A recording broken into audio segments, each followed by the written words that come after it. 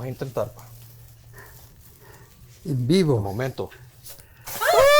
Ahí está, casi. Vamos a ver, todavía se puede. Por lo menos no se hizo desastre. Vamos a ver. Yo puedo tolerarte, puedo respetar tus creencias, aunque estés equivocado, pero yo como soy muy buena persona, respeto tus creencias. Sí. Yo estoy hablando de otra cosa muy diferente. Sí. Cuando tú ves el rompecabezas completo, en esta metáfora, Sí. no tienes que respetar, es realidad. Ujú. Lo que tú vives y sientes es tan verdad como lo que yo vivo y siento. Entonces no es que te respete o te tolere. Sí. Me doy cuenta que es parte, pero si amplío mi visión, entonces nada queda fuera. Y el mundo se hace mucho más interesante y rico. No, pero aquí vamos a demostrar lo que lo podemos utilizar, los ingredientes de la tierra, de la mejor manera, ¿verdad? Y no solo centrarnos en lo que tradicionalmente comemos, tomate, chile verde, cebolla, sino que están muchas variedades como estas que tenemos acá y que sin duda alguna le dan otro sabor. Hay otra planta o flor, por decirlo así, que se llama chipilín. Chipilín. A ver si es lo mismo que allá. ¿Cómo es esta? Es como verde, es como más verde. Es blanca, pero Ajá. la otra es como... Por eso más le o digo, no menos sé si es como planta o media flor, Ajá. pero delicioso. Y una vez hicimos una receta con chipilín y nos quedó rico. Entonces no descarten. Es importante no descartar. Siempre informarse, ¿verdad? Porque Claro. hay hongos que, por ejemplo, Bueno, hay hongos que son Todos se comen. Sí. Todos los hongos del mundo se comen. todos. Unos te nutren, unos te alucinan y unos te matan. Claro. Pero todos se comen. Claro. Hay que saber Sí. esa diferencia. Sí. Bienvenidos. Este podcast surge con el propósito de aportar ideas de valor en base a experiencias y anécdotas vividas de gente pilas. Soy Carlos Figueroa, emprendedor desde los 17 años, apasionado de los negocios y amante de Honduras. 3, 2, 1.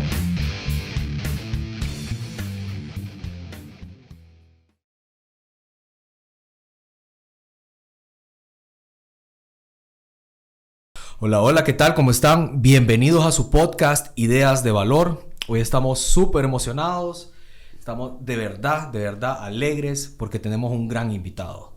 Tenemos nuestro primer invitado internacional y estamos súper honrados que nos acompañe aquí el maestro Héctor Marchelli. ¿Qué tal? ¿Cómo está?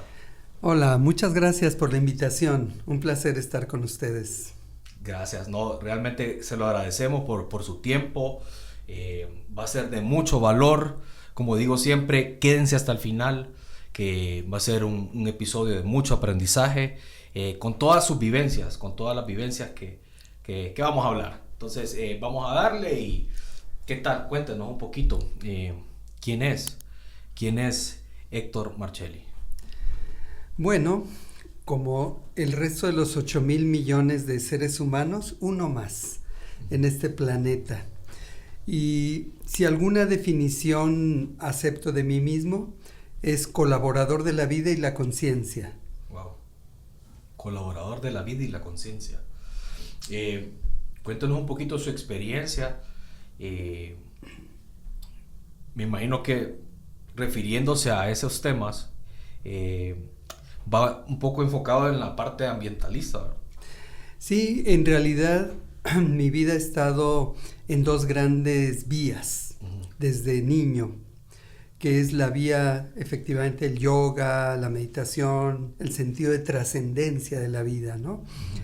Y del otro lado, la parte ecológica, social, ambiental. Sucede que mis padres eran yogis por un lado y montañistas, alpinistas por el otro. Wow. Entonces eso como ya me dio desde muy pequeña edad una visión de lo que sería mi vida, ¿no? Claro. Entonces en esos dos ámbitos me he desenvuelto siempre. Okay. Y bueno, he desarrollado montones de proyectos en las dos vías, que a fin de cuentas mi conclusión actual es que son lo mismo. Son lo mismo. Okay. Una trabaja hacia afuera y otra hacia adentro. Pero de ahí en fuera es lo mismo, es como buscar el equilibrio interior y el equilibrio exterior. Si solo buscas el interior te quedas corto, claro. Si solo buscas el exterior igual. Para llegar a ese punto y tener ese pensamiento tan claro, ¿cómo fue su infancia? Cuéntenos un poco para que lo conozcan un poquito más. Encantado, mira, pues soy mexicano, nací en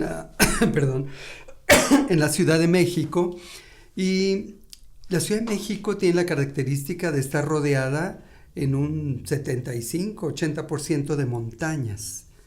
Entonces, toda mi primera infancia la pasábamos por esta característica de mis padres, pues subiendo las montañas, excursionando, acampando, etc.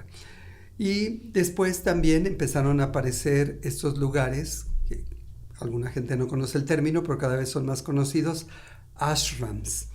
Que es una palabra hindú que se refiere a un lugar en el campo donde está un maestro o una maestra enseñando generalmente cosas de yoga y meditación, aunque también puede ser de arte, de filosofía, de otras cosas. Entonces, esa fue mi formación desde el principio. Estos lugares en el campo donde mi padre visitaba su organización y el campo. Entonces, de ahí nació mi amor por la naturaleza. Wow. Y siempre tuve entonces desde chico este sentido de buscarle un sentido más profundo a la vida. Y no solo pues el tener cosas, obtener cosas. Sí.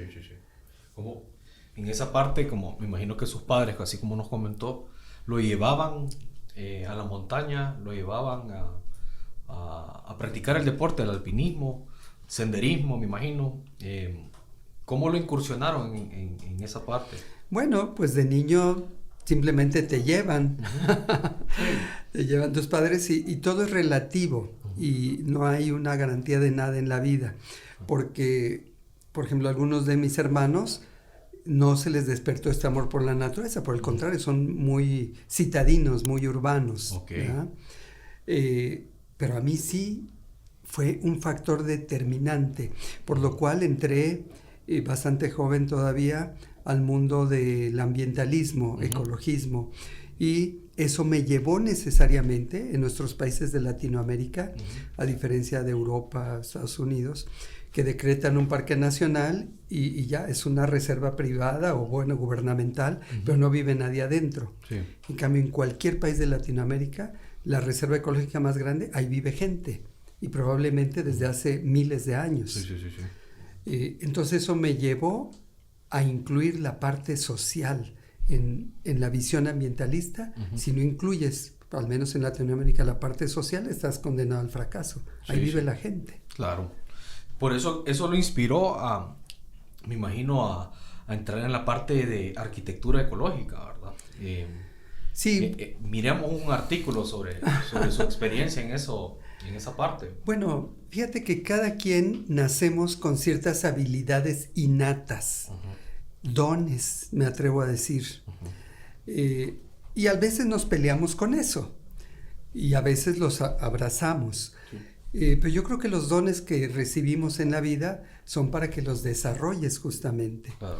Entonces yo tengo una parte de mi mente, es como de ingeniero, por un lado. Entonces tengo mucha habilidad para construir, lo mismo edificios que aparatos ecológicos dentro de la visión de la ingeniería ambiental, la ecotecnología, etc. Entonces, toda esa parte se me da muy fácil. Yo veo un edificio y casi lo puedo repetir, ¿verdad? Porque entiendo estructuralmente cómo funciona y todo, a pesar de que nunca hice una carrera universitaria. Sí. Pero he construido mucho más que muchos arquitectos.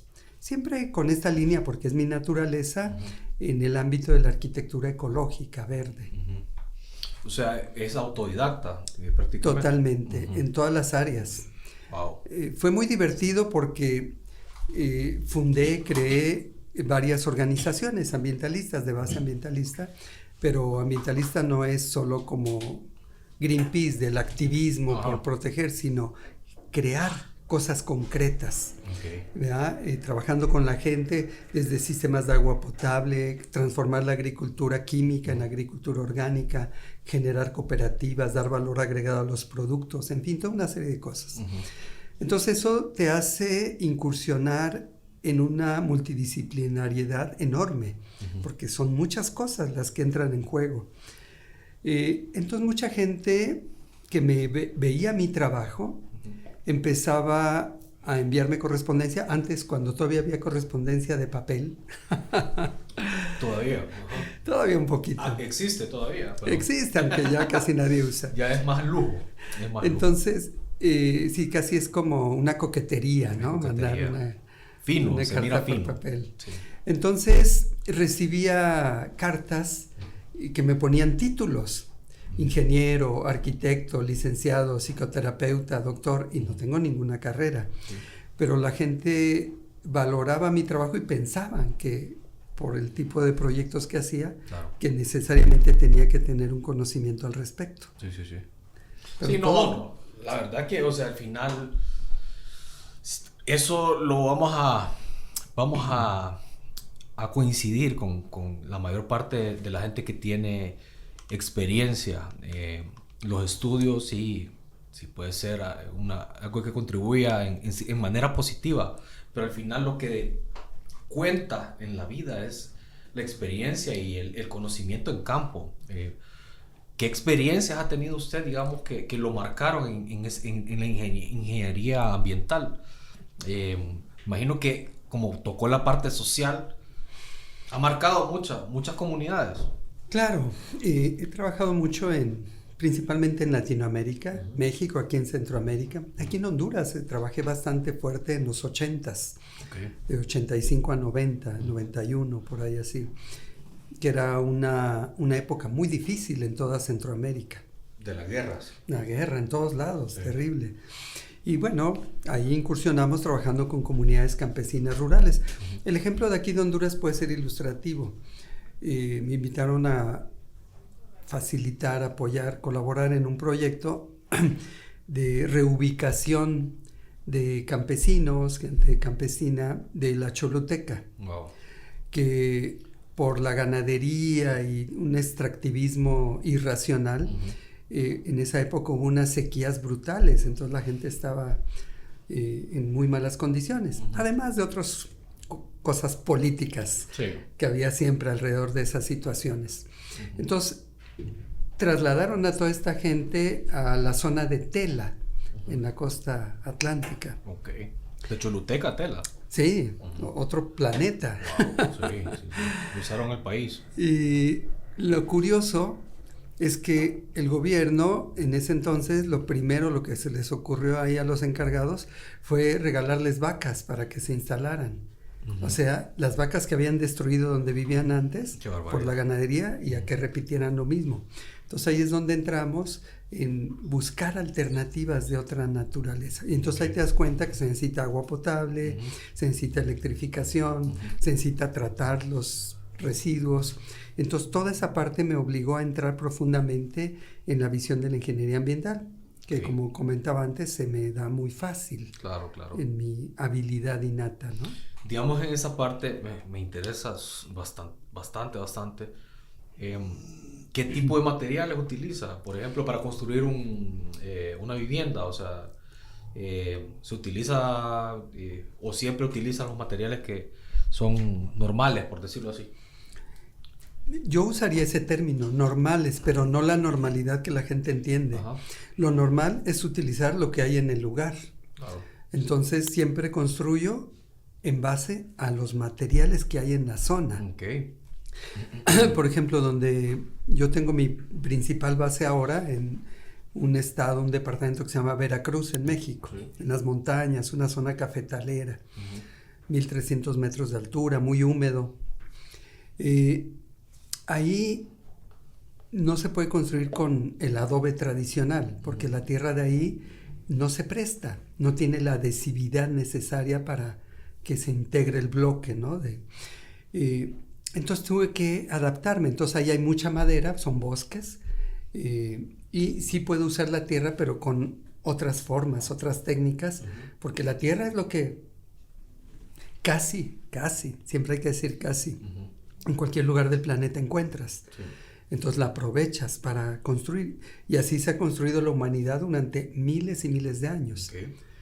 La forma convencional, normal ahora, cemento, bloques, eso es muy nuevo. Sí. ¿Verdad? Y esas construcciones perduran. Sí. O sea que básicamente adobe, así no sé si lo llaman. Bueno, lo que hay en el lugar, adobe, madera, piedra, bambú, Okay. lo que haya en el lugar. Okay. Por ejemplo, la península de Yucatán en México, la zona maya, hasta acá llega la zona maya, Sí. Honduras, ahí no hay tierra, es pura materia calcáreo, por las características fisiográficas de ahí, ¿verdad? Edafológicas. Entonces con eso construimos, Claro. con ese tipo de material, pero ahí no hay tierra.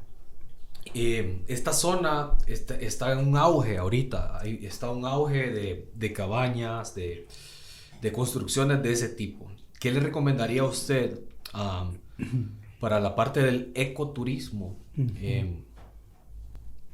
¿Qué beneficios le trae, aparte de ayudar al medio ambiente, a las personas que construyen con este tipo de sistema? Mira, afortunadamente hoy día está esta globalización. Yo tomo la parte positiva de cada cosa. No creo que hay nada absolutamente malo ni nada absolutamente bueno. Sí. Todo tiene sus claroscuros, ¿verdad? Entonces la globalización, que mucha gente lo entiende como algo terrible, etcétera, etcétera, la pérdida de las culturas locales, el consumismo, la urbanización, la contaminación, etcétera, etcétera, etcétera. Y la manipulación social al respecto. Sí. Sin embargo, la globalización nos permite también incursionar en una forma más sustentable o sostenible de vida. Y ahí el ecoturismo ha jugado un papel fundamental. Es otra de las áreas donde he incursionado a fondo. ¿Verdad? He hecho muchos proyectos ecoturísticos, la mayoría de base social, comunidades rurales campesinas, pero también hoteles y cosas así. Okay. El punto es que el ecoturista, el verdadero ecoturista, quiere algo más amable con el ambiente, un punto primario. Sí. El segundo punto es que este ecoturista, aunque ahí lo empiezan a clasificar de otra manera, quiere que su dinero que él está dejando le quede a la gente, no a una cadena mundial, internacional. Ya son millonarios porque va a hacer más ricos a los ricos. Sí. Entonces entra otros temas que le llaman turismo solidario, turismo justo, comercio, etc. Sí, comercio. Entonces un ejemplo te puede dar la idea. Trabajé en un proyecto en la costa de Oaxaca, en México, una aldea de pescadores que no había cero turismo, por razones que no voy a abundar ahora, y empezamos a tratar de capacitar a la gente al respecto. Entonces hicimos diseños hermosos de adobe, el pasto, la palma que se usa para los techos, no sé cómo llaman aquí, ahí llamamos palapa, techos vegetales. Se me va la palabra, pero sí, como champa. Ok. Diseños hermosos que eran muy adecuados para el clima del lugar, tan caliente como San Pedro, digamos, que esos techos son súper frescos. Y pones una losa plana y tienes que tener el aire acondicionado prendido a fuerzas. Y el aire acondicionado te consume electricidad, genera impacto ambiental, etc. Y durante miles de años la gente vivió sin aire acondicionado. Esa es una necesidad creada nueva. Sí. Entonces, los diseños eran perfectos, pero la gente local no quería. Decía, no, yo siempre he vivido en barro y paja, o sea, ahora quiero una casa moderna. Entonces, algunos insistieron, hicieron sus casitas modernas, ¿verdad? De bloque, de cemento, etc.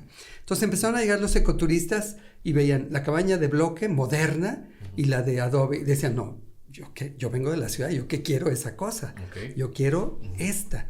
Entonces, ahí se da una sinergia de educación de dos vías. El ecoturista educando a la gente local que empezó a decir, ay no, si yo quiero tener clientes, tengo que adaptarme al gusto del cliente. Entonces empezaron a construir, entonces el pueblito ese se convirtió en un pueblito ecológico hermoso, al grado que le dieron una categoría que existe en México, que La Esperanza podría clasificar ahí, Sí, sí. que se llama Pueblo Mágico. Somos pueblo, es pueblo mágico. También tienen esa categoría. Sí, tienen. Entonces ese pueblito que nació de la nada, lo catalogaron pueblo mágico por eso. Wow. Entonces hay una interacción de ambas vías. Y ahí pueden entrar, como usted lo mencionó, el comercio justo, ¿verdad? Claro. El comercio justo, no solo para la parte del desarrollo turístico, sino que puede haber como una unión entre los desarrolladores turísticos ecológicos y los habitantes que están en los mercados, que están en las afueras, por decirlo Mira, así. si estamos hablando en un sentido amplio de la expresión, estoy de acuerdo.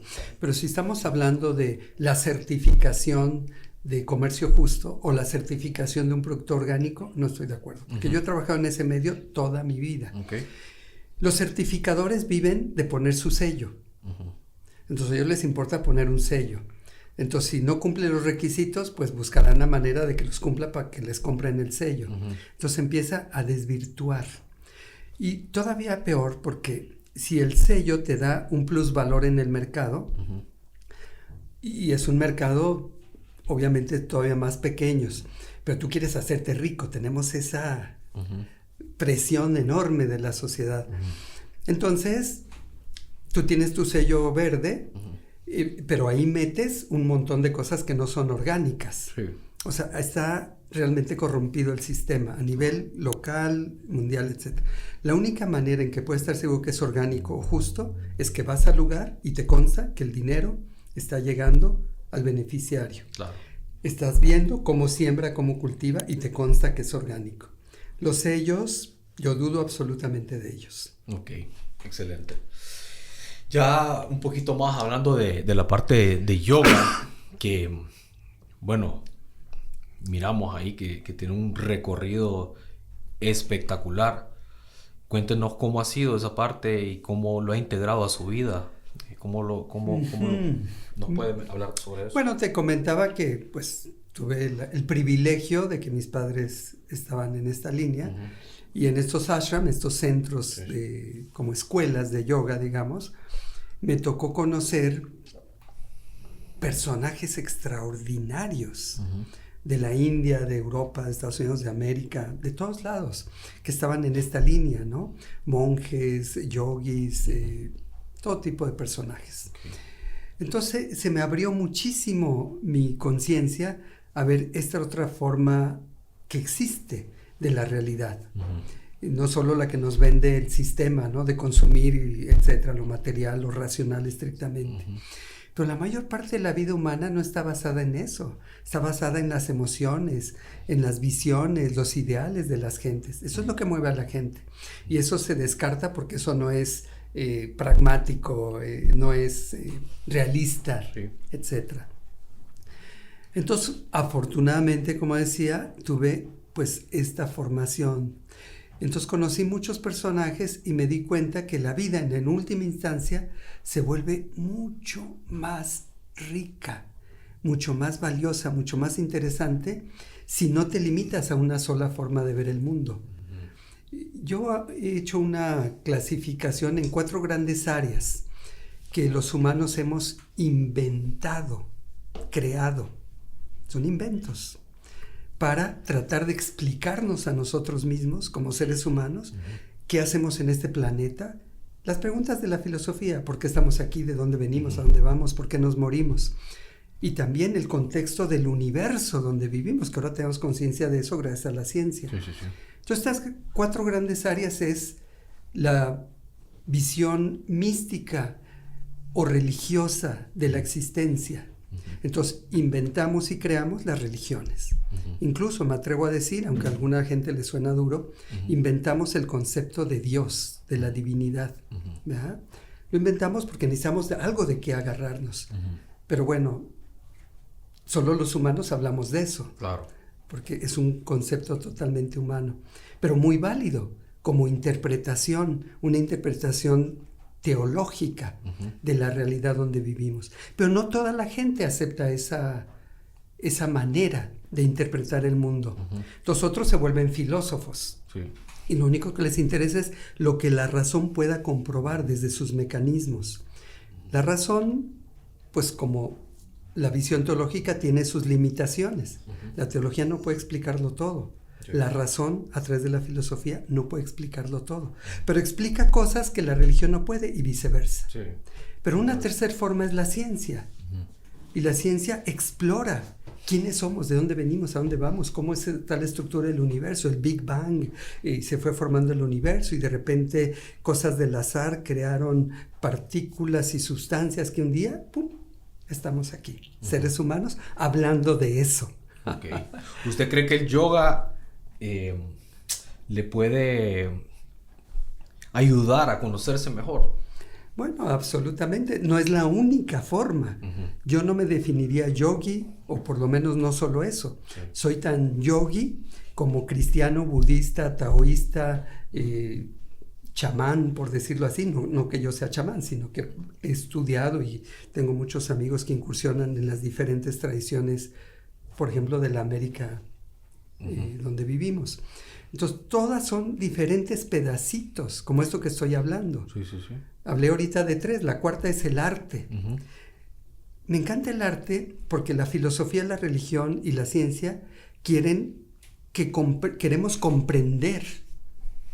El arte no le importa querer comprender, quiere vivirlo y experimentarlo simplemente. La vida, la existencia, lo divino, simplemente experimentarlo, sin elaborar teorías. Sí. Pero es otra forma. Entonces, si usamos las 4, tenemos una vida mucho más rica e interesante. Que si solo soy místico, religioso, solo soy científico, ateo, solo soy filósofo, solo la mente, o solo soy artista. Okay. ¿Por qué no usar?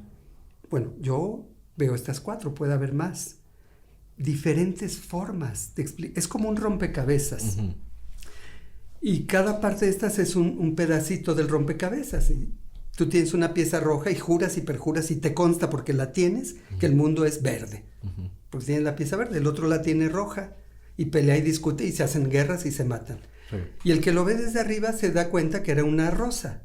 El rojo eran los pétalos y el verde eran las hojas. Entonces ves la película completa y dices, ¿por qué se pelean? Si es lo mismo, los dos tienen la razón. Sí, y al final pues uno tiene que respetar, o sea, las creencias y las pensamientos, pues así como usted dice. O sea, sí, pero respetar, desde este punto que tú me dices, lo escucho como tolerancia. Y la tolerancia es el mínimo, no es lo más importante. La tolerancia es el primer escalón nada más. Sí. Porque yo puedo tolerarte, puedo respetar tus creencias, aunque estés equivocado, pero yo como soy muy buena persona, respeto tus creencias. Sí, sí, sí. Yo estoy hablando de otra cosa muy diferente. Sí. Cuando tú ves el rompecabezas completo, en esta metáfora, no tienes que respetar, es realidad. Lo que tú vives y sientes es tan verdad como lo que yo vivo y siento. Entonces no es que te respete o te tolere. Sí. Me doy cuenta que es parte, pero si amplío mi visión, entonces nada queda fuera. Y el mundo se hace mucho más interesante y rico. Sí, al final somos una comunidad, pues, o sea, una comunidad que convivimos, pues, con, como le digo, diferentes tipos de pensamientos y uno puede ir aprendiendo de cada ser. Indudablemente, claro, cada quien tenemos nuestra, así como hablaba de las habilidades o dones innatos. Sí, sí, sí. Cada quien tiene también la parte donde se sintoniza con cierta forma de interpretar el mundo, ¿no? Sí, sí, sí. Un grupo social particular, que puede ser de lo más chabacano, no sé si usan la expresión aquí, o lo más importante, trascendente, etc. Eso, viendo la película completa, es irrelevante, porque aún el que lo piensa como muy importante, es otro pedacito del rompecabezas, nada más. Sí, sí, sí. Entonces, por ahí va la idea, y eso, a esa cosmovisión yo le llamo Tantra. Tantra, el Tantra. Que mucha gente lo asocia, tú buscas en Google, hazlo, la próxima vez que estés frente a tu computadora, pon Tantra en Google y da clic. El 80% va a ser puras cosas de sexualidad. incluso oferta de servicios explícitos de sexualidad. Y otros, bueno, sexualidad sagrada, mística, trascendente. Y lo podemos buscar ahorita. Sí, pero esa es una interpretación muy pequeñita. El Tantra en realidad es una cosmovisión que quiere ver el rompecabezas completo, sin dejar nada fuera, ni lo bueno ni lo malo, porque lo malo tan existe como lo bueno. Claro, uno con su conciencia puede decidir en dónde vas a poner tu energía, qué es lo que vas a nutrir, hacer que crezca, en vez... Fortalecer, sí. Esa es la conciencia, Sí, ¿no? sí, sí. Entonces, Tantra y conciencia son dos términos que van también muy de la mano. Ok.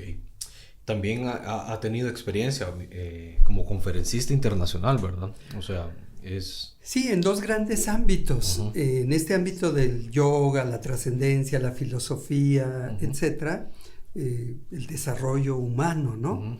Y del otro lado, en la parte ambiental, social, cultural, que ahí implica todo, porque en el medio ambiente está todo. Sí. Estamos los humanos, están las ciudades, están los campos, los bosques, o sea, cuando decimos ambiente es todo el planeta. Claro. ¿Ya? Y ahí está todo lo industrial y todo lo natural. Okay. Mencionó una parte también de que ambientalista no necesariamente tiene que ser de lo que nos imaginamos con alguien ambientalista, de, por ejemplo, que se va a ir a amarrar para que no se haga una construcción, o sea... Sí, ese es activismo ecologista, o también se le llama conservacionismo, activismo del conservacionismo. Y yo creo que todo es útil y necesario, si existe. Por ejemplo, Greenpeace, que puede estar muy atacado porque son muy radicales, pero gracias a su radicalismo es que finalmente tomamos conciencia de que hay que hacer algo al respecto. Aunque luego también se venden al mejor postor, como todo en la vida, y hay un problema que el gobierno en turno le está haciendo ruido, entonces atacan ese problema como un problema ecológico y dejan de ver todos los demás. Se enfocan nada más al que, en fin, o lo contrario. Entonces todos los humanos somos susceptibles de eso, ¿no? Entonces por eso el término ambientalismo implica eso, el activismo social, ecológico, pero también están los ambientalistas que trabajan en la creación de soluciones técnicas y sociales.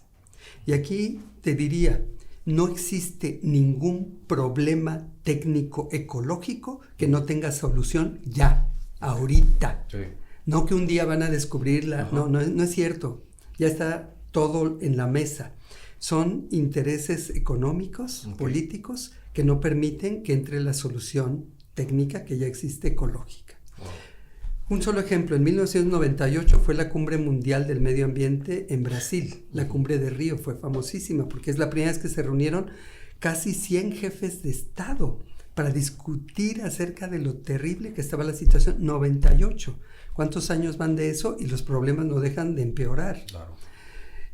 Ahí las mayorías armadoras de autos mostraron sus autos eléctricos y de hidrógeno. En el 98. Ya existen. Ahí los tienen guardaditos. Para el día que las petroleras decidan que ya no es negocio el petróleo, entonces lo saquen al mercado.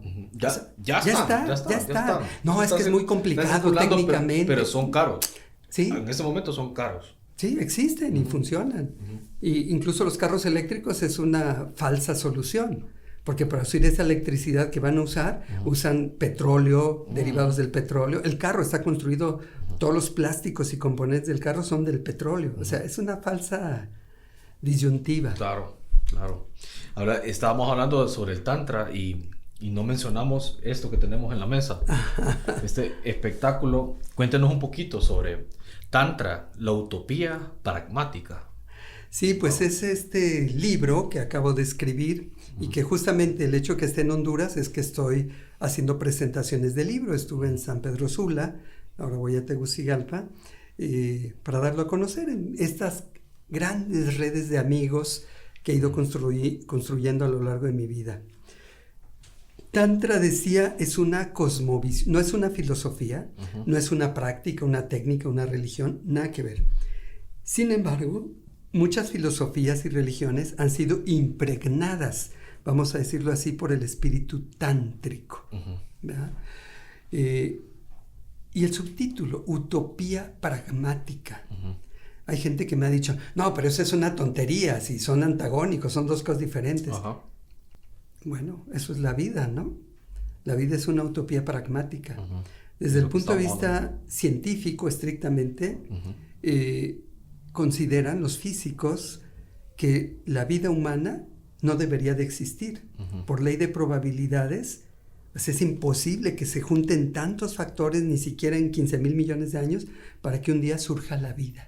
Okay. Y además gente hablando de eso, como nosotros. Ujú, claro. Pero aquí estamos. Entonces somos una utopía aterrizada en el mundo. Ok. Y las utopías, los idealismos, son lo que mueve el mundo. Todos los grandes revolucionarios del mundo han sido utópicos. Ujú. Y desde un Jesús a un Carlos Marx, que se parecen demasiado. Lo que pasa es que los políticos lo cambian. Pero si tú lees, no que te digan a Carlos Marx y lo que enseña Jesús, es lo mismo. El amor a los demás.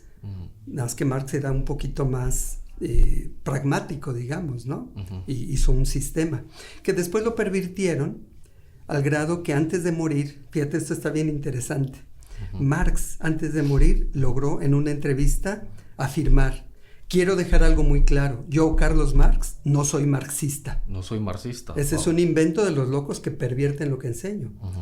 Como Jesús jamás fue cristiano. Ujú. Él era judío. El cristianismo apareció 300 años después de Jesús. O sea, si a Jesús le preguntaban qué es el cristianismo, diría, yo no sé qué es eso. Pero Porque- creamos los humanos historias. Por Cristo, sí. Ujú. No, ok. Sí, digamos en esa parte de Karl Marx no había escuchado, fíjese, esa parte de que antes de morir él dijo que él no era marxista. La gente siempre tiende a cambiar, ¿verdad? El rumbo de la intencionalidad. Así es. El rumbo de tal vez la intención. Al final, bueno, yo en los políticos no creo en ninguno, ¿ah? No creo en ninguno. Y los políticos al final hicieron pues que cambiara todo el Así es. pensamiento marxista. Y bueno, y también cristiano y budista y taoísta y todo. Sí, sí, sí. Simplemente un dato que para la gente resulta difícil a veces de entender. Basados en la figura de Jesucristo, basados en la Biblia, ¿cuántas religiones hay? Basados en la Biblia. Y en Jesús, en la figura de cristianos, que incluye católicos. Los católicos son cristianos, Sí, sí, ¿no? sí. Porque adoran a Cristo. Pues está adventista, está Número, dime un número. 4 o 5 por ahí. Hay 41,000 religiones basadas en la figura de Cristo, según el Observatorio Cristiano, que es un organismo cristiano que lleva esa lista. Ujú. La visión de Jesús se ha dividido en 41,000 diferentes maneras de interpretar lo que él dijo. Ujú. Y cada una de esas 41,000 afirma que la verdad la tienen ellos y las otras 40,999 están equivocadas y son sectas. Ujú. Y se pelean entre ellos y se matan entre ellos. Es que al final, bueno, ¿Cuál es la verdadera? sí, es que ahí ya viene la parte de la gente obcecada, de lo religioso, que al final, cuando ya se convierte en religión, como religioso. Institucional, exacto. institucional, Hay que ya- diferenciar eso. Sí, ya pierde como le dijimos, el rumbo, ¿verdad? El final de lo que se quiso hacer y dar. Incluso algunas personas dicen, tenemos que aprender a diferenciar religión de espiritualidad. Y casi son antagónicas. Ujú. Porque la espiritualidad es lo que tú sientes, lo que tú vives, es lo que te conecta con Dios o con lo que tú creas, ¿verdad? Y la religión es una institución que tiene intereses creados y trata de manejar las cosas de cierta manera. Sí, sí, sí. ¿Puedo leer una parte de esta que usted escribió acá? Claro, por favor. Dice, un libro que se lee como una conversación con su autor, lo que estamos haciendo. Héctor tiene el poder de mirarte desde el silencio y tomarte de la mano para meditar juntos y transformar el diálogo en un puente, en una nueva posibilidad. ¿Qué lo inspiró para plasmar esta Bueno, palabra? eso yo no lo escribí, eso lo escribió mi editora, por La supuesto. editora, sí. Sí. ¿Qué piensa sobre esta frase, esta parte? Bueno, te voy a decir una cosa. Yo antes de entrar aquí al estudio, te comentaba que me resistía mucho a escribir un libro porque me parecía algo demasiado definitivo, como un tatuaje, que después te puedes arrepentir y ya no te lo puedes quitar, y es un problema, sobre todo si era amoroso, imagínate qué problema. Entonces, tengo mucho escrito, pero me resistía a convertirlo en libro. Tuvo que llegar a aparecer en mi vida una mujer, no en el sentido romántico, pero una mujer que llegó a buscarme porque quería hacer unos talleres en coordinación con el centro que tengo en México, y empezó a leer lo que yo tengo escrito por aquí y por allá, y después de 2-3 días que estuvo leyendo, me dijo, ya sé a qué vine a buscarte. Yo creí que venía para hacer un taller aquí en tu centro, pero no, vine para hacer tu libro.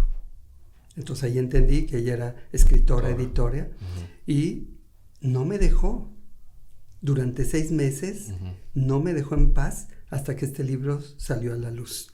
O sea, tuvo que, digamos, la vida mandarme un personaje que no era imposible negarse. Claro. ¿Verdad? Carismática, extraordinaria esta mujer, que viaja por todo el mundo. Su esposo trabaja en una empresa muy grande, entonces viaja por todo el mundo, pero viajando me tenía trabajando a mí. ¿Ya? No me dejaba sol ni a sombra. No has escrito nada ahora, desde Irlanda, desde Egipto, desde donde ella estuviera. Entonces, gracias a esa magia de la vida, es que este libro aparece. Ok. O sea, fue la vida. Y ella es la que escribió eso. Qué bonito. Qué bonito. Ya para ir finalizando esta primera parte, ¿verdad? Este libro realmente es súper interesante. ¿A dónde lo pueden encontrar? Aquí en La Esperanza lo van a poder encontrar a través de mi querida amiga Emma Nazar. Emma Nazar. Que es amiga tuya también. Claro. Aquí ya estuvo creo que con la han nosotros. entrevistado. Sí, aquí estuvo con nosotros. No, y aquí la conocen, y pues las distancias ahora con la tecnología también puede ser para la venta en todo Honduras. O sea, así es. Puede llegar a su casa, aquí está, y Tantra, buenísimo, inspirador. Solo con la portada se mira algo de paz, de tranquilidad, de meditación, ¿verdad? La parte de la meditación. Bueno, si quieres cerramos con eso. La meditación. Te comentaba que toda mi vida he estado en ese medio. El yoga, la meditación, la trascendencia, las religiones comparadas. He estudiado y practicado todas las religiones. Y llegas a la conclusión que todas enseñan exactamente lo mismo, con diferentes nombres y etiquetas. Entonces ya no te peleas con ninguna, si todas enseñan lo mismo, ¿no? Todos adoran a Dios, entonces pues, no importa si haces un ritual judío, cristiano, musulmán, es lo mismo. La meditación te da esa posibilidad, porque la meditación es esta visión que te permite ver el conjunto de toda la vida, no solo humana, de la vida en su conjunto, del planeta, del universo. Te permite sentirte en sintonía con todo el universo. Hoy día, los científicos, los físicos, afirman, y con pruebas contundentes científicas, que todo absolutamente es vibración. Nuestros cuerpos, la madera, las piedras, el fierro, es vibración. Son átomos que tienen protones, neutrones, que tienen quarks, que tienen quantums, que tienen taquiones, mesones, leptones, o sea, partículas, que a fin de cuentas todo eso es energía. Muy densa, por eso la vemos como metal, muy sutil, la vemos como aire, como emoción, como pensamiento, cada vez más sutil, pero es energía. Entonces, cuando puedes entrar en ese mundo, ver el mundo desde esa perspectiva de la energía, entras, por decirlo así, en un estado meditativo, porque es lo que está atrás de la realidad humana, social y cósmica. Entonces ya vibras ahí, te sientes en profunda paz y en conexión con todo eso, y con todo ser humano. Eso sería la meditación. No estar sentado con los ojos en blanco y con un incienso, eso no tiene nada que ver. Sí. Puedes estar en la calle más abarrotada de gente y estar en un estado meditativo. Claro. Entonces lo que uno hace son tecniquitas como para tratar de acercarse a eso, lo que llaman meditaciones. pero el estado meditativo es uno solo, que puede llegar por 1000 maneras diferentes. Qué bonito. Eso estuvimos hablando con la maestra también, Emma Nazar. Qué interesante, porque ya llega a un punto que uno puede meditar en lugares extremos, ¿verdad? Y pues es parte de la vida, es parte de su día a día. ¿Qué hace su día a día? Ya para terminar esta parte. Mira, pues esto que estoy haciendo ahorita, viajo muchísimo. Uh-huh. A los 14 años salí de mi casa, no por problemas, sino por conocer el mundo, y no he parado. Wow. Sigo viajando por todo el mundo, compartiendo, aprendiendo y colaborando. Decía al principio, colaborador de la vida y la conciencia. Entonces, haciendo proyectos aquí, creando centros de educación por allá, ayudando a la gente a que encuentre una forma más digna, más amplia, más gozosa de vivir, ¿verdad? Cuando estoy en mi base en México, generalmente a las 5 de la mañana hago algunas prácticas yógicas, meditativas, danza, música. Y después pues hay el trabajo del día, que puede ser del campo, de la construcción, contestar mi correspondencia, escribir los libros, etc. Y generalmente sigo haciendo eso viajando. Qué lindo, qué lindo. Desde que usted lo conocí, me enseñó mucho. Siempre lo escucho, siempre lo escuchamos en todos lados. Y me dijo, pajilla, no, por favor, y me pidió una cuchara. Ahí está la enseñanza del día, y pues ya es su manera de ser, su manera de llevar su vida, ¿verdad? O sea, no solo es por decirlo, sino que así vive usted. Lo admiramos mucho y sé que es de mucha enseñanza. Vamos a seguir por la segunda parte. Solo tenemos ciertos detallitos aquí que finalizar. Le tenemos, bueno, primero que todo la camisa del podcast de todos los invitados. Muchas gracias. Está la camisa del podcast. Dios, barrer, vender. Bueno, me vas a tener que explicar un poquito eso, ¿eh? Dios, barrer y vender es... bueno, Dios, porque nosotros, bueno, somos cristianos. Maravilloso. Y pues creemos que es parte fundamental, pues, para nuestras vidas. Barrer para mantener la humildad que en los dos sentidos. Barrer literal y barrer concientizado de que nadie es más que nadie, y mantener la humildad. Y pues vender, si usted puede vender, entras en el mundo, sí. Esa es en la sociedad, digamos. Pues vender y pues, se puede mantener, pues, sí, en la vida. Y le tenemos otros detallitos. ¡Ay, caramba! Muchísimas gracias. Un poquito de incienso. ¡Uy! ¿Cómo aceite, sabes que el sándalo es lo que más me gusta? Y un calentador. Para el sándalo. Ay, muchísimas gracias. Te agradezco infinitamente. Gracias a usted. Y la firma aquí. Por supuesto. Nos hace el honor. Y si usted quiere escribirle algo, pues con mucho gusto. Perdón. No se preocupe. Si gusta, por aquí. Acá está perfecto. A ver, son este y este, ¿verdad? Aquí está doña Emma.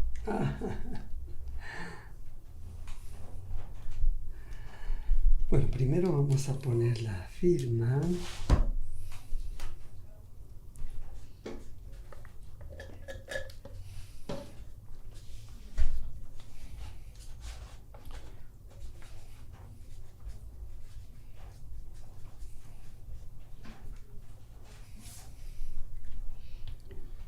Vamos a ver. Sí, ahí lo vamos a dejar secando por aquí. Ya toca marcar el siguiente.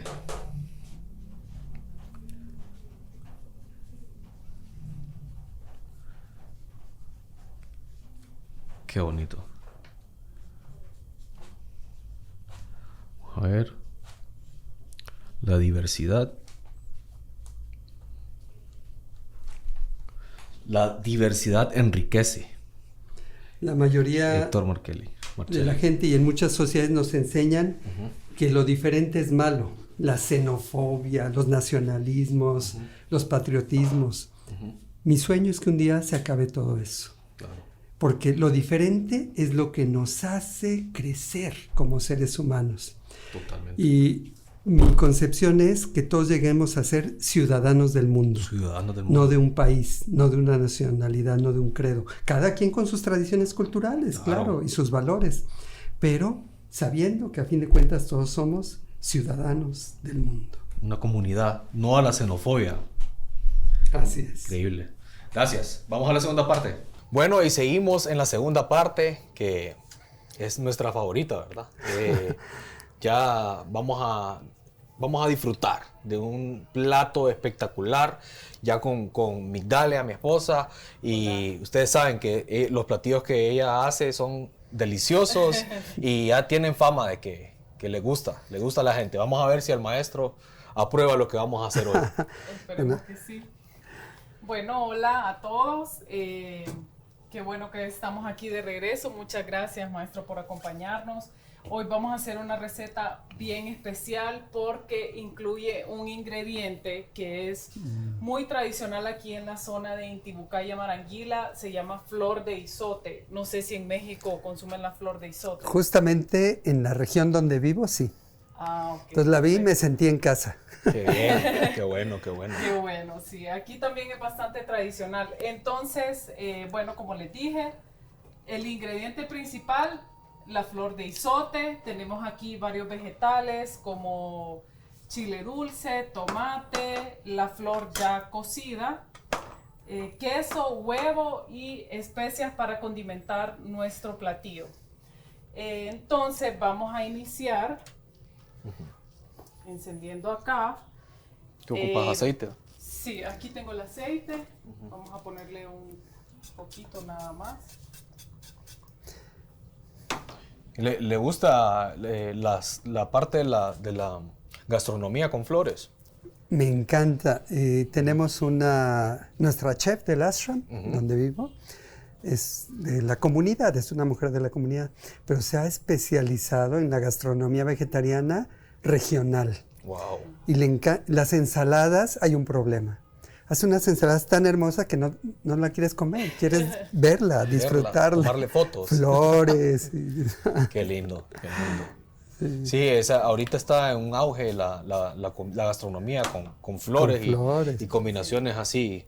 Vamos a probar un burrito, ¿eh? Así se llama el plato. Sí, más o menos es como un burrito con huevo y con muchos vegetales, pero la Maravilloso. forma de hacerlo es como bien práctica y bien bonita. Entonces vamos a ir agregando aquí, está todavía un poco frío, pero vamos a agregar tomate, chile. Y bueno, esto queda grabado, ¿verdad? Sí, claro. Para luego ver la receta. Claro, no, y ahí sale, ahí aparece ya en el video. Detallado, sí. La flor de izote en su región se da solo en cierta temporada o siempre está saliendo. No, en cierta temporada, sí.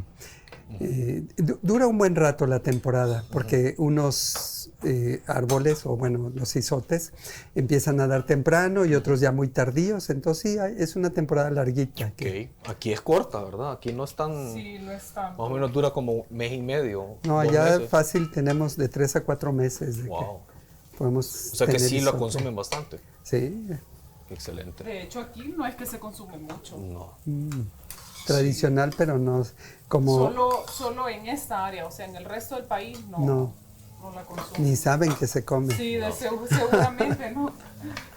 No, pero aquí vamos a demostrar lo que lo podemos utilizar los ingredientes de la tierra de la mejor manera, ¿verdad? Y no solo centrarnos en lo que tradicionalmente comemos, tomate, chile verde, cebolla, sino que están muchas variedades como estas que tenemos acá y que sin duda alguna le dan otro sabor. Hay otra planta o flor, por decirlo así, que se llama chipilín. Chipilín. A ver si es lo mismo que allá. ¿Cómo es esta? Es como verde, es como más verde. Es blanca, pero Ajá. la otra es como... Por eso más le o digo, no menos sé si es como planta o flor, Ajá. pero delicioso. Y una vez hicimos una receta con chipilín y nos quedó rico. Entonces no descarten. Es importante no descartar. Siempre informarse, ¿verdad? Porque Claro. hay hongos que, por ejemplo, Bueno, hay hongos que son todos se comen. Sí. Todos los hongos del mundo se comen. todos. Unos te nutren, unos te alucinan y unos te matan. Claro, Pero todos se comen. Claro. Hay que saber esa diferencia. Sí. Ahora con la tecnología, yo hace poco encontré unos hongos en un terreno y como ahora en Google Sí. se le toma la foto, ¡pum!, le aparece. Y salía comestible, la variedad, tal y tal. Entonces ahora es mucho más fácil, ¿verdad? Sin embargo, aún así hay que tener cuidado. Yo me fiaría más a la gente local. Claro. Porque es muy famoso una anécdota de micólogos, de especialistas en hongos, de Europa que vinieron a México y encontraron un hongo que allá se come, se lo comieron y todos se intoxicaron. Wow. Era el mismo hongo, pero por la química de la tierra o no sé qué características, el de aquí era venenoso. Ok. O sea ok. que, Ay, qué tragedia. Sí, porque el señor Google se puede equivocar de región, ¿verdad? por supuesto. Entonces sí, no, buen consejo ese. Sí. Y es importante, pues, la experiencia, ¿verdad? Acudir a la gente local. Sí, La gente local que- combinar la sabiduría, digamos, científica, académica, estandarizada, Claro, contrastarla con la sabiduría local. súper. Y así realmente combinamos. Súper. ¿Usted utiliza bastante los champiñones, hongos? Sí, donde vivo también hay, bueno, aquí es famoso por sus hongos, ¿no? ¿Cómo les llaman? Choros. Allá también hay un hongo que me encanta, que llegan a ser grandes. Aquí son rojos, creo, ¿no? Sí. Sí, con amarillo. Amarillo. Ese más o menos también hay por ahí aparecido. Pero este es azul, pero un azul intenso que tú dices, eso jamás me lo como. Es ¿verdad? venenoso. Pero no, es comestible, increíble. Ok.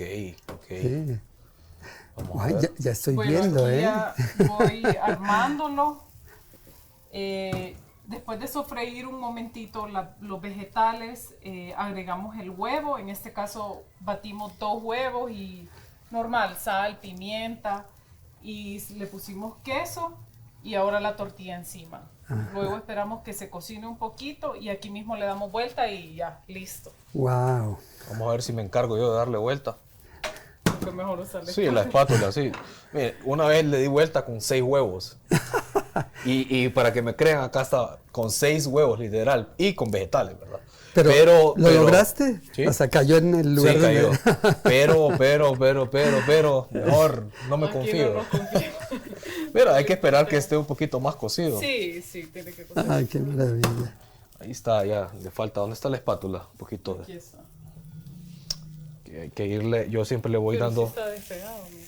Sí, yo siempre le voy zafando aquí, por si está... Pero sí, Carlos es experto en hacer eso.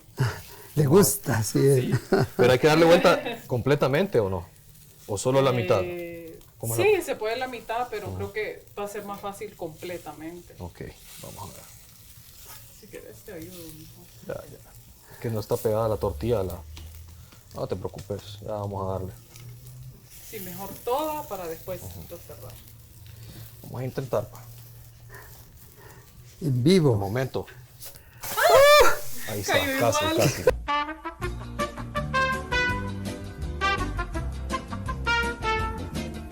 Casi. Vamos a ver. Todavía se puede. Por lo menos no se hizo desastre. Vamos a ver. Es que yo creo que la vamos a tener que dar. Sí, ahí Aquí. mismo. No se preocupen que ya lo hemos hecho varias veces. Creo que vamos a bajar aquí un poquito. Espérame, vamos a ver. Es parte del show. Así es. Dale, pues, vamos a Bueno, ver. es método científico. ¿Verdad? Prueba, error, prueba, prueba, error, hasta que finalmente queda Sí, lo que como pasa debe de es que ser. la tortilla no está totalmente pegada, entonces por eso es que no. Ajá. Pero ya le vamos a dar vuelta. Te agarro aquí. Es que está un poco caliente, pero está bien caliente. Señor, vamos a ver.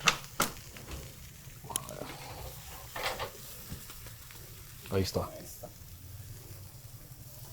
Vamos a ver cómo queda. Lo importante es que sepa bien, ¿verdad?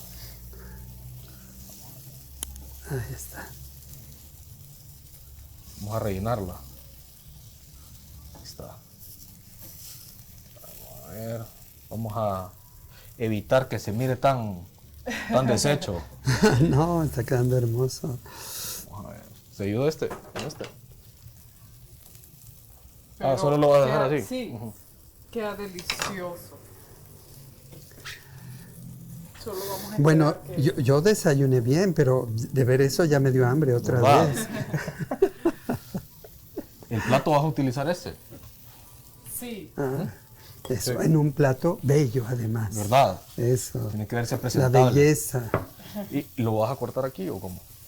sí, ahí en el plato lo podemos cortar. No me decís cuándo. Ah, está quedando súper bien. Sí. Vamos a poner Vamos a más, esperar más que- tortilla, ¿verdad? Para toda la gente que está aquí en toda la tienda. Vamos a ver. Quede un Y poquito bueno, la comida mexicana, Bueno, top 1, ya top dije, 2, top 3. ya dije que soy ciudadano del mundo. ciudadano del mundo. Pero la comida mexicana, ahí sí tengo que, me sale un poco el mexicano. Fíjate que es la primer comida del mundo que fue declarada por la UNESCO Patrimonio Intangible de la Humanidad. Claro. La primera, ahora ya entró la Intangible. italiana, la hindú, no sé, ahora hay varias. Pero la primera, porque hay patrimonio cultural, edificios, iglesias, pirámides. Hay patrimonio natural, parques nacionales, cascadas, que la ONU hace esa distinción para que se proteja. Claro. Y patrimonio intangible, pues es literatura, música, porque no la puedes, bueno, la literatura en un libro, ¿no? Pero la música no la puedes tener así. Sí, sí, sí. Y ahora incluyeron esa parte, la gastronomía, porque pues es algo que está vivo, que se sigue haciendo, no es algo Cultura que encajonas. viva. Ujú. Qué Entonces, excelente. sí.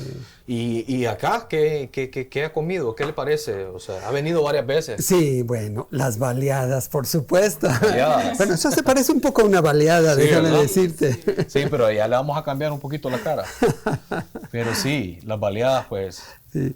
Y pasé por El Salvador y claro, ¿qué comí ahí? Pupusas. Pupusas, delicias. Sí. Y además, una amiga que tengo allá me llevó a un lugar donde tienen pupusas veganas. ah, Wow. Bueno, hay Lo muchas loco, me pupusas imagino. naturales que son veganas, o sea, simplemente no llevan cosas como huevo, queso, etcétera, ¿no?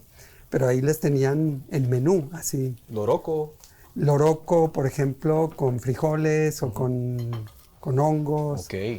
A fin de cuentas, eso es vegano. Ujú.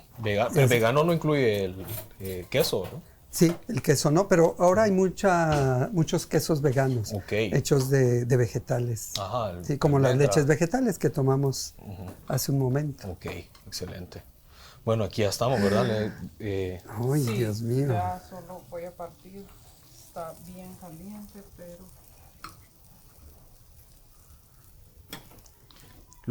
Lo más interesante del plato es esto, como les habíamos dicho. Claro, esa es la base. Esa es la base y créanme que no se siente gran diferencia, pero le da un aporte realmente espectacular. Y hay que saberlo cocinar, porque Sí, sí. si no amarga. exactamente. Y ¿verdad? cortar. Tiene su... Y cortar, dicen, Sí, aquí cortar. la En el tradición momento- es que tiene que tener una buena mano para para que cortarlo. no esté amargo.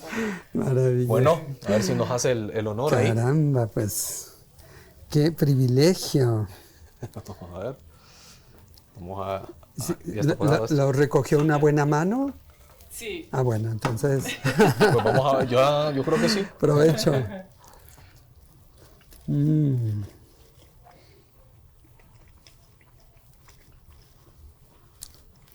¿Le siente? Maravilloso. ¿Le gusta? Qué bueno.